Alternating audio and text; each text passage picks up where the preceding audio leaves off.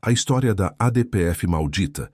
Existe um território brasileiro onde o Estado brasileiro não governa de verdade. Não estamos falando de terras indígenas ou reservas ambientais. Estamos falando do coração do Rio de Janeiro, onde facções criminosas construíram impérios de terror, que rivalizam com países inteiros em poder bélico e organização. E quando o Estado finalmente decidiu reagir, 11 pessoas sentadas em Brasília disseram: "Não tão rápido. Esta é a história da ADPF 635, batizada pelo governador Cláudio Castro como ADPF maldita. E você vai entender por quê." Em 2019, o Partido Socialista Brasileiro protocolou no Supremo Tribunal Federal a arguição de descumprimento de preceito fundamental número 635, questionando a violência policial em operações nas comunidades do Rio de Janeiro. Parecia uma ação nobre à primeira vista. Proteger vidas, reduzir a letalidade, humanizar as operações policiais. Mas na prática, o que começou como um remédio tornou-se o veneno que permitiu às facções crescerem em escala sem precedentes. Em 2020, no auge da pandemia, o então relator Edson Fachin impôs restrições severas ao ingresso das forças policiais nas comunidades do Rio de Janeiro. O argumento oficial era proteger vidas durante a crise sanitária. O resultado real? As lideranças do narcotráfico fortaleceram e ampliaram suas posições, instalando milhares de barricadas para impedir o avanço de viaturas, aumentando arsenais de guerra e até abrigando traficantes de outros estados que viram os morros fluminenses como refúgios seguros para continuar comandando o crime à distância. Imagine a cena. Policiais prontos para combater quadrilhas armadas até os dentes, mas impedidos de agir por determinação judicial. Enquanto isso, o Comando Vermelho e outras facções transformavam as favelas em verdadeiros bunkers, usando o tempo que o STF lhes concedeu para se fortalecerem como nunca.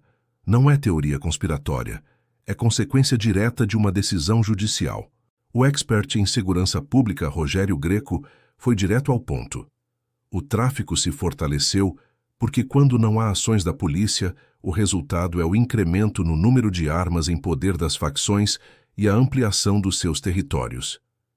E completou afirmando que a decisão do STF ia contra tudo aquilo que se estuda e se pratica em segurança pública. Não são palavras de um político, mas de um pós-doutor em direito especializado em crime organizado. Dos 10 confrontos com maior letalidade na história do Estado, 7 ocorreram a partir de 2020, com o início da ADPF das favelas. Sim, você leu certo. A ação que prometia reduzir mortes coincidiu com o período mais letal da história. Por quê? Porque quando você amarra as mãos da polícia e permite que criminosos se armem até os dentes, o confronto inevitável se torna exponencialmente mais violento. Em abril de 2025, finalmente, o STF decidiu corrigir parcialmente o erro. O tribunal determinou a adoção de medidas como elaboração de um plano para a recuperação territorial de áreas ocupadas por organizações criminosas e instauração de inquérito pela Polícia Federal para apurar crimes com repercussão interestadual e internacional. Fachin, que havia proposto manter indefinidamente as restrições, foi contrariado pelos colegas que perceberam o óbvio. Estava na cara que a política não funcionava, mas o estrago já estava feito. As facções haviam ganhado 5 anos preciosos de praticamente imunidade para se consolidarem. Grupos criminosos passaram a abrigar traficantes de outros estados, que viam os morros fluminenses como refúgios seguros para continuar comandando o crime em seus estados de origem. O Rio virou Disneylândia para bandido foragido. Entre em cena a Operação Contenção, de outubro de 2025. A operação deixou mais de 120 mortos nos complexos da Penha e do Alemão, em uma tentativa de frear o avanço territorial do Comando Vermelho. Foi brutal? Foi. Foi necessária? Absolutamente. O objetivo era conter o avanço da facção e cumprir 180 mandados de busca e apreensão e 100 de prisão, sendo 30 expedidos pela Justiça do Pará. Não eram bandidos comuns, eram líderes de organizações criminosas interestaduais. O governo do estado considerou a operação um sucesso e afirmou que as pessoas mortas reagiram com violência à operação, e aqueles que se entregaram foram presos, e os números falam. Foram feitas 113 prisões recolhidas, 118 armas e 1 tonelada de droga. 1 tonelada. Deixe isso afundar. Enquanto o STF travava a polícia, os traficantes acumulavam arsenais dignos de exércitos. O governador Cláudio Castro não mastigou as palavras. Ele chamou a ADPF de maldita e explicou o porquê. Depois de 5 anos de ADPF, a operação policial encontrou muitas barricadas e muita dificuldade para a polícia entrar. As barricadas não surgiram do nada. Foram construídas durante o período em que o STF amarrou as mãos da polícia. Agora vem a parte que deveria envergonhar qualquer magistrado minimamente comprometido com a realidade. Quando o PSB ajuizou a ação em 2019, o Estado registrava 1.814 mortes causadas por policiais. O número caiu para 699 em 2024, uma redução de mais de 60%. Parece vitória da ADPF, certo? Errado, porque enquanto a letalidade policial caía, o crime organizado crescia exponencialmente. Não adianta ter menos mortos em confronto se você entrega o território para o tráfico. As determinações do STF soam bonitas no papel. Uso proporcional da força policial, câmeras nas viaturas, elaboração de plano de reocupação de territórios invadidos pelas organizações criminosas, entrada da Polícia Federal nas investigações contra milícias e tráfico interestadual. Mas na prática, essas exigências burocráticas atrasam operações emergenciais e colocam vidas de policiais em risco. Quando você precisa preencher formulário para entrar numa favela dominada por fuzis, algo está fundamentalmente errado.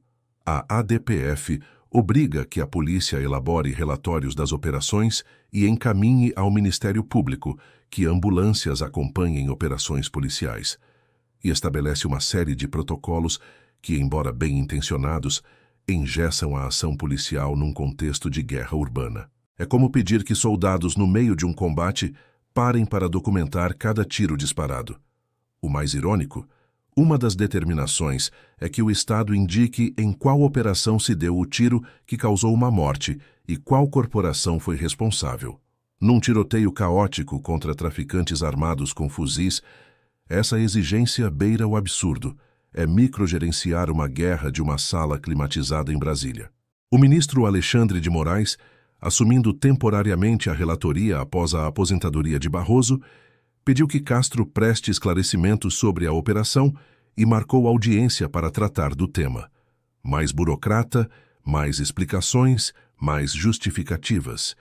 Enquanto isso, as facções não prestam contas a ninguém. A realidade que o STF se recusa a enxergar é simples.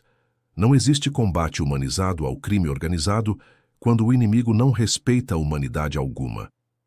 Você não negocia com quem decapita rivais, recruta crianças e transforma comunidades inteiras em zonas de guerra. Você precisa de força, presença estatal e operações efetivas. A Procuradoria-Geral do Estado do Rio de Janeiro defendeu a decisão final do STF na ADPF das favelas, proferida em abril de 2025, e contestou recursos da Defensoria Pública e do PSB, que buscavam restabelecer restrições mais duras. Até o órgão de defesa do Estado reconheceu que as restrições originais eram prejudiciais. Mas ativistas e políticos de esquerda ainda querem voltar ao cenário anterior, aquele que deu 5 anos de vantagem às facções. O que está em jogo aqui não é apenas segurança pública, é soberania nacional. Trechos inteiros do Rio de Janeiro viraram territórios onde a lei brasileira não vale nada, onde criminosos ditam regras, cobram impostos ilegais, julgam e executam moradores. E quando o Estado age para retomar o que é seu por direito, é cobrado questionado, limitado por quem nunca pisou numa favela dominada pelo tráfico. A ADPF das favelas representa tudo o que há de errado numa visão idealista e desconectada da realidade sobre segurança pública. Ela parte da premissa de que a polícia é o problema, quando na verdade a polícia é a única instituição disposta a entrar em territórios onde mais ninguém vai. Onde estavam os ministros do STF quando o Comando Vermelho dominava comunidades inteiras? Onde estavam os ativistas quando crianças eram recrutadas pelo tráfico? A conta chegou em outubro de 2025, com a Operação Contenção. Foi violenta? Foi. Poderia ter sido evitada? Sim, se desde 2020 a polícia pudesse fazer seu trabalho sem amarras judiciais. A operação contou com efetivo de 2,5 mil policiais e é a maior e mais letal realizada no Estado nos últimos 15 anos.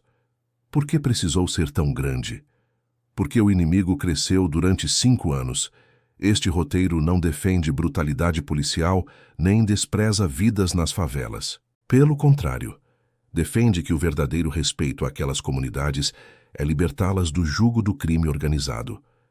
É devolver o Estado de Direito a quem mais precisa dele. E isso não se faz com papelada e restrições.